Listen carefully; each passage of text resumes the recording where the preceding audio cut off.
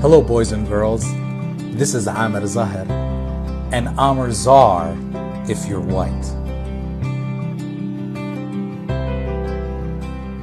Today, we are going to be learning a new word in Arabic.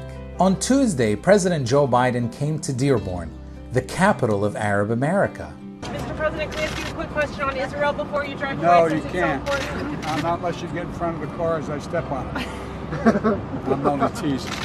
So today's word is haywan. Try it again. Haywan.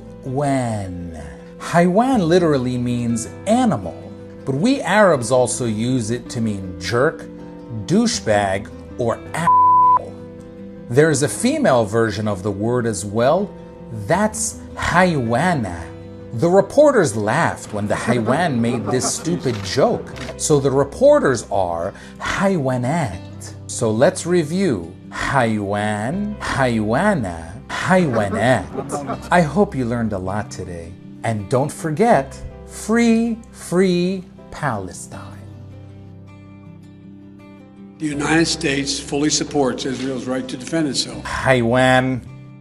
You know what I'm seeing an awful lot of right now? Non-Palestinians telling Palestinians how to emotionally handle the Palestinian cause.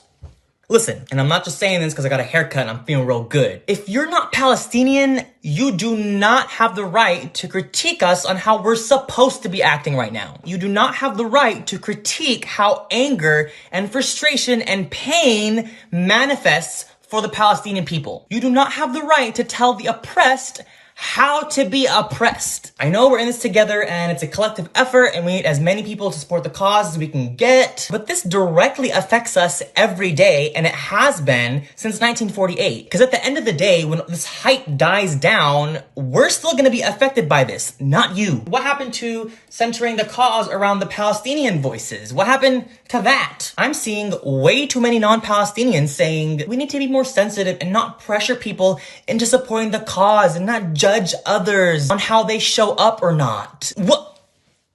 And somehow, those who are critiquing the most are doing the least for Palestine right now. The Palestinians in Palestine have said from the beginning, this is a social media resistance. That's what we need. So if you're not pushing your social media for Palestine right now, you're not helping. You're saying Palestinians whose homes are being taken right now, whose families are being killed, they need to be sensitive to your lack of visible support? Get the hell out of here with that weak ass mess. Get over yourself. This is not about you. We shouldn't pressure people into supporting Palestine. I would love for you to say that to the 5-year-old in Gaza who just lost her entire family, or the man who lost all his kids. Please send them your weak-ass post and tell them to be more sensitive. But holding hands and singing and hugging each other isn't going to solve the problem. The problem's going to be solved when all non-Palestinians are just as angry and hurt as the Palestinians are. That's when we're gonna see change. But this neutral, weak-ass stance is just as oppressive as the oppressor. If you're not a Palestinian and you've been talking about Palestine non-stop for the past 10 days, God bless you. Seriously,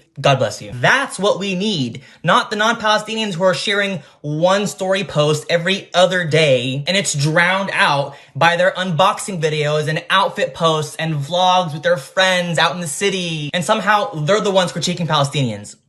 That makes me angry and frustrated as a Palestinian living in the comfort of my American suburbs. I can't even imagine the anger and frustration of the Palestinians living in Palestine reading your weak-ass posts telling them how to be oppressed. Our people have been forced to keep our voices down for decades.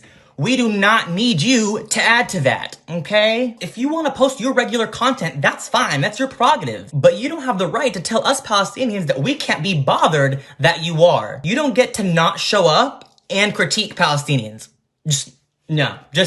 We have the right to be mad that you're not even doing the bare minimum. Palestinians right now are simultaneously grieving our dead people, fearing for the ones who are still alive, and reliving the trauma of Israel trying to wipe us off the face of the earth and steal our land while the world stands aside and watches. Because if your social media right now is not bombarded with pro-Palestine content, you're not doing enough, buddy. Social media is guiding this resistance. Palestinians in Palestine are dying and saying that social media is the only hope that they have. So if you don't care enough to act upon that, then move to the side and keep your mouth shut. And do not think for a second you can tell us how to grieve, be angry, and feel hopeless all at the same time.